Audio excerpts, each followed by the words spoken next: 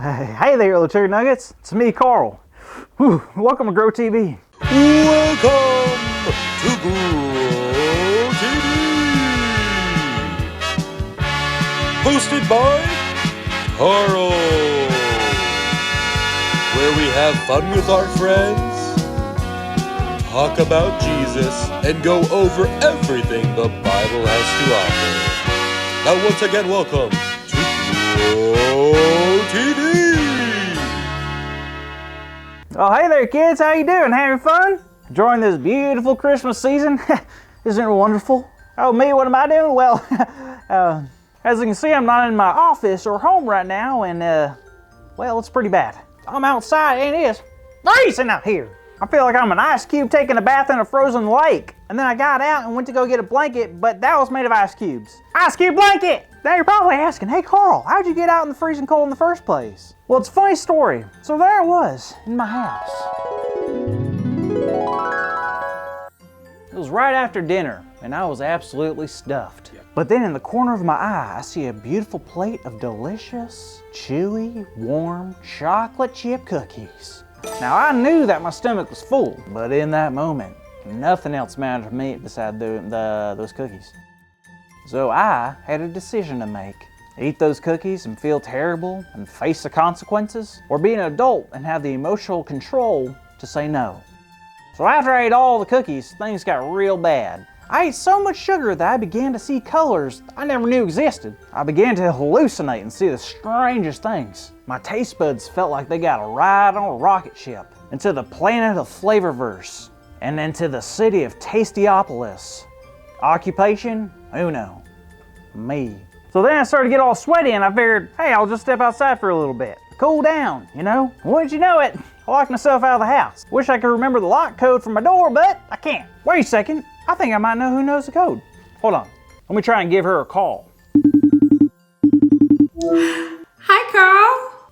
Jada, oh thank goodness, I really need your help. Okay, what's up? So here's the story. I just got done eating, and then I saw cookies, and I saw the cookies that were warm, and they were chocolatey, and I began to eat them. Then I was super full, and then I ate too much sugar, and then I started freak out. I'm like, what is that? What is that? And I'm like, ah! And then I started getting real sweaty, and I stepped outside. Now I'm locked outside my house, and I'll remember the code. And that brings us to here. I forgot the code to my house, and I've wandered, and I think I'm lost.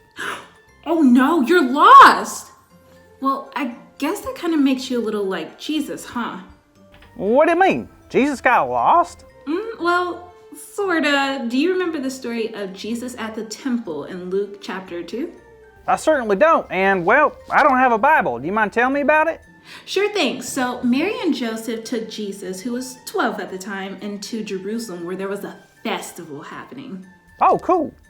Once the festival was over, Joseph took him and his family home. What a fun family trip. Well, it wasn't until Mary and Joseph got home that they realized Jesus wasn't with them. What? Jesus is missing? The Son of God is missing. How could they let this happen? It was an honest mistake. They thought he was with them the whole time because the company or caravan that they were with was really big. 3 days later, Mary and Joseph went back to Jerusalem and found Jesus. And guess where Jesus was? I bet it isn't in the middle of a blizzard. You'd be right. He was actually in the temple. Mary and Joseph found Jesus sitting among the teachers. He was listening to them and asking questions. People were amazed at how well Jesus could understand and his responses to their questions. Things were real different back then, huh? Definitely. During the festival, Jesus had celebrated becoming an adult. Did you know that it was their custom to celebrate adulthood at 12 years old?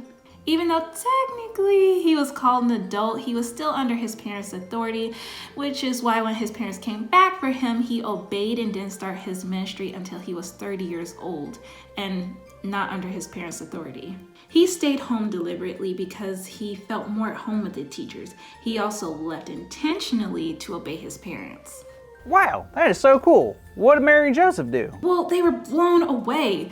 Obviously, they were so excited to see Jesus safe, but they were also wondering why he decided to stay in Jerusalem those 3 days. But Jesus pretty much said, of course I would be in the temple where my Father's work is. Jesus saw being in the temple, teaching, listening as importance. Why do you think it was so important? Well, Jesus knew God. I mean, he was God's son. And Jesus so badly wanted everybody he knew to know God. Why? Well, when people know God, things change. Change? Change how? Well, think about it. When a person doesn't know God, true love, joy, and peace is impossible to have. But when we do know God, all that and so much more is given to us. Whew. Man, I guess you're right. I can totally see why Jesus wants people to know God. Well, I have a Christmas present for y'all, and it's a big idea. Our big idea is Jesus came so the world would know God. So let's say it out loud on the count of 3. Ready? 1, 2, 3. Jesus came so the world would know God. Yes! Yes!